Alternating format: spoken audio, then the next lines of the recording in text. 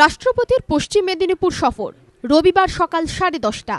কলকাতা থেকে হেলিকপ্টারে ঘাটালের বিদ্যাসাগর হাই স্কুলে পৌঁছন রাষ্ট্রপতি প্রণব মুখোপাধ্যায়। সঙ্গে ছিলেন রাজ্যপাল এম.কে. নারায়ণন। কেন্দ্রীয় অর্থমন্ত্রী থাকাকালীন এই স্কুলকে প্রায় 1 কোটি টাকার অনুদান দিয়েছিলেন প্রণব মুখোপাধ্যায়, কিন্তু সেই সময় আসতে পারেননি। তাই এবার স্কুলের নবনির্মিত ভবনের উদ্বোধনী অনুষ্ঠানে উপস্থিত থাকলেন রাষ্ট্রপতি। পড়ুয়াদের উদ্দেশ্যে তিনি বলেন, আধুনিক শিক্ষা ছাড়া সমাজ গড়া যায় না। আধুনিক শিক্ষা নিজের ঐতিহ্যের প্রতি শ্রদ্ধা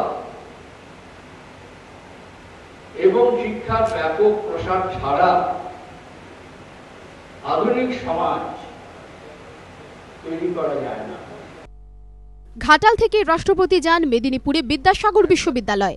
বিদ্যাসাগর স্মারক বক্তৃতায় অংশ নেন তিনি।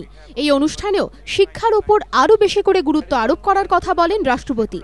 অনুষ্ঠান সেরে তিনি ফেরেন কলকাতায়। রাষ্ট্রপতির সফর নির্বিঘ্ন করতে এদিন জেলা জুড়ে নিশ্ছিদ্র নিরাপত্তার আয়োজন করেছিল পশ্চিম মেদিনীপুর জেলা প্রশাসন।